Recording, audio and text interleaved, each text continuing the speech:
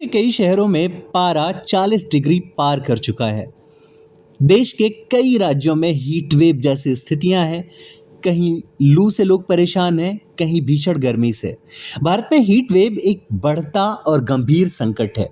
यह जलवायु परिवर्तन की वजह से और खतरनाक होता जा रहा है। यह न केवल लोगों के स्वास्थ्य, आजीविका और अर्थव्यवस्था को प्रभावित करता है, बल्कि पर्यावरण और सामाजिक ढांचे पर भी गहरा असर डाल रहा है। हीटवेव कितना बड़ा संकट है, इसे हम आपको आसान भाषा में समझाते हैं। इसके नुकसान क्या हैं, जोखिम क्या है, इससे निपटने के लिए किया क्या जा सकता है, इन सब के बारे में हम बात करेंगे। भारत में गर्मी कोई नई बात नहीं है, लेकिन पिछले कुछ दशकों में हीटवेव की तीव्रता, अवधि और बारंबारता बढ़ी है। भारतीय मौसम विज्ञान विभाग के मुताबिक हीटवेव तब होती है जब किसी क्षेत्र का तापमान सामान्य से 4.5 डिग्री सेल्सियस से अधिक हो या 40 डिग्री सेल्सियस को पार कर जाए। कुछ जगहों पर जैसे राजस्थान, दिल्ली, उत्तर प्रदेश, मध्य प्रदेश, गुजरात तापमान 40 से 50 डिग्री सेल्सियस तक पहुंच ही जाता है। 2025 में भी भारत के कई हिस्सों, खासकर उत्तर पश्चिमी राज्यों में हीट वेव की स्थिति बेहद गंभीर है। राजस्थान के बाड़मेर में अप्रैल 2025 में तापमान 46.4 डिग्री तक पहुंच गया था। यह स्थिति न केवल शहरी क्षेत्रों बल्कि ग्रामीण इलाकों में भी बेहद चिंताजनक है। यहाँ लोग गर्मी से बचने के लिए संसाधनों की कमी से जूझ रहे हैं। मसलन न उनके पास पंखा है, न उन्हें बिजली मिल पा रही है, न उनके कूलर है, न एसी है। वे बुनियादी सुविधाओं के लिए भी जूझ रहे हैं। जलवायु परिवर्तन की वजह से तापमान में वृद्धि, मानसून के पैटर्न में बदलाव और शहरीकरण ने इस संकट को और बढ़ाया है। विश्व बैंक की एक रिपोर्ट कहती है कि भारत की 80% से अधिक आबादी उन क्षेत्रों में रहती है जो जलवायु से संबंधित आपदाओं जैसे हीट वेव, बाढ़, सूखे के जोखिम में हैं। अगर यही स्थिति रही तो आने वाले दशकों में हीट वेव और घातक हो सकती है। हीट वेव के नुकसान क्या हैं? हीट वेव के प्रभाव बहुआयामी हैं। ये स्वास्थ्य, अर्थव्यवस्था, कृषि और पर्यावरण पर गहरा असर डालते हैं। स्वास्थ्य पर इसका क्या असर होता है, आइए जानते हैं। हीट स्ट्रोक और मौत।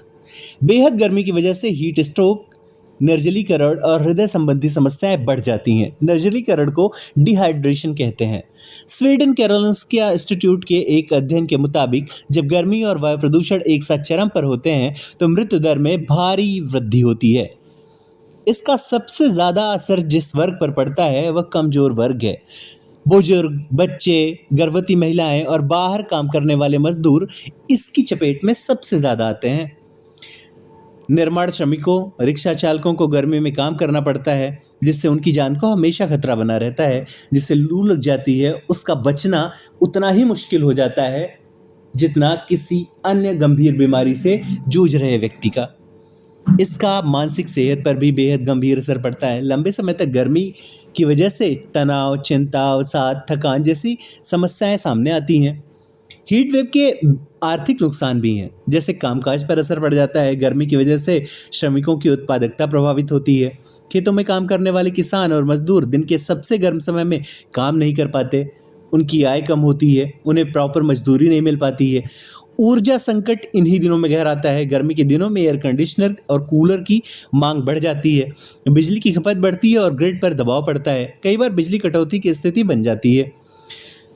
कंस्ट्रक्शन सेक्टर को भी नुकसान पहुंचता है। सड़कें पिघलने लगती हैं, रेलवे पटरियों के फैलने की खबरें आती हैं, दूसरे बुनियादी ढांचों को नुकसान होने की घटनाएं बढ़ जाती हैं, आग लगने की घटनाएं बढ़ जाती हैं, हादसे होने लगते हैं, हाईवे पर हादसे होने लगते हैं। वजह की भीषण गर्मी में टायर फट जाते हैं। कृषि और खाद्य विभाग भी इससे अछूता नहीं है। फसल उत्पादन में कमी आती है। गर्मी फसलों जैसे गेहूं, चावल और मक्का को नुकसान पहुंचाती है। ज़्यादा तापमान होने की वजह से फसलों का विकास रुक जाता है, पैदावार कम होती है। जल संकट हीटवेव की वजह से गहरा जाता है। हीटवेव के दौरान पानी का वाष्पन बढ़ता है, पानी की कमी हो जाती है, सिंचाई प्रभावित होने लगती है। भूजल स्तर पहले ही कई क्षेत्रों में बहुत खतरनाक रूप से नीचे चला गया है। हीट वेव के दौरान यह संकट और ज़्यादा बढ़ जाता है। पशुधन पर इसका असर होता है। गर्मी पशुओं के स्वास्थ्य और दूध उत्पादन को भी प्रभावित करती है।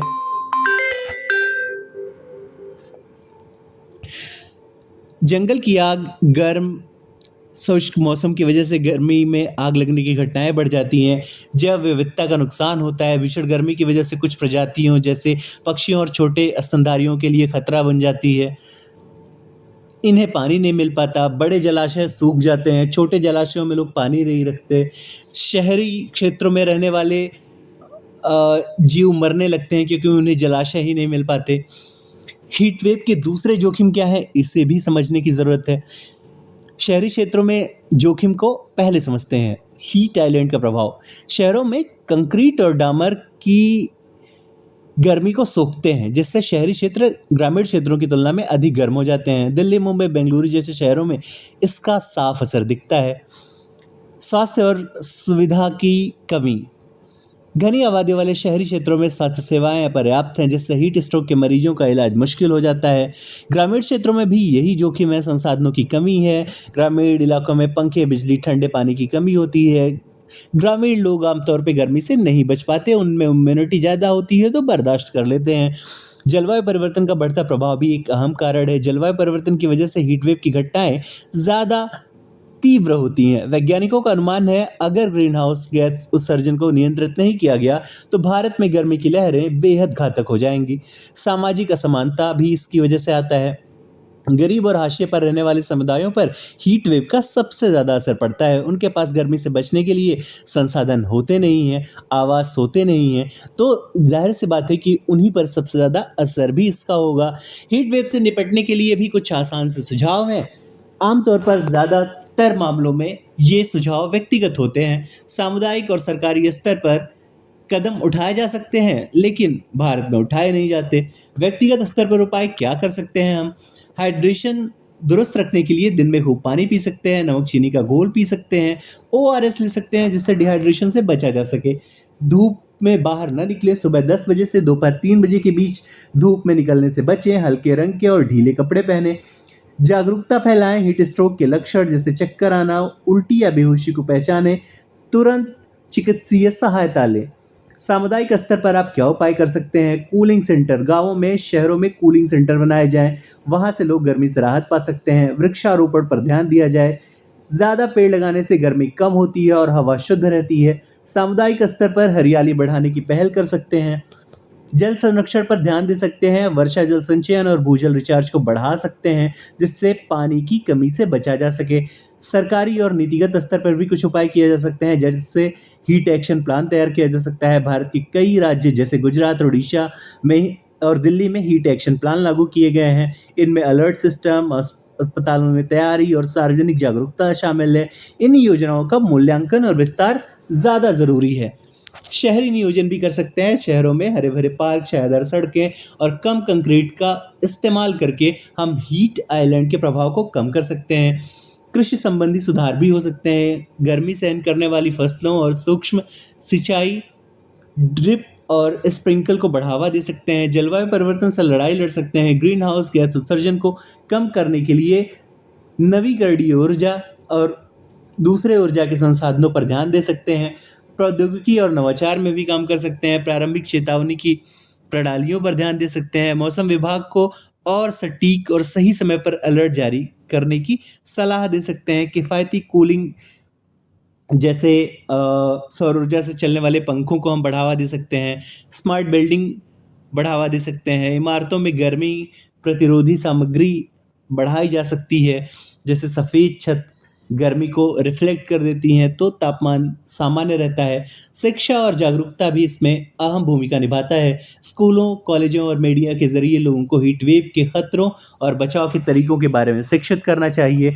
स्थानीय भाषा में जागरूकता अभियान चलाया जाए जिससे आम ग्रामीण और शहरी लोग भी इसकी जानकारी हासिल कर सकें। भारत में हीट वेव एक गंभीर संकट है जो स्वास्थ्य, अर्थव्यवस्था, कृषि और पर्यावरण को बुरी तरह प्रभावित करता है। जलवायु परिवर्तन की वजह से यह समस्या बेहद जटिल हो रही है। इसके जोखिमों को पूरा करने के लिए व्यक्तिगत सावधानियों, सामुदायिक प्रयासों, सरकारी नीतियों का संयोजन बेहद ज़रूरी है।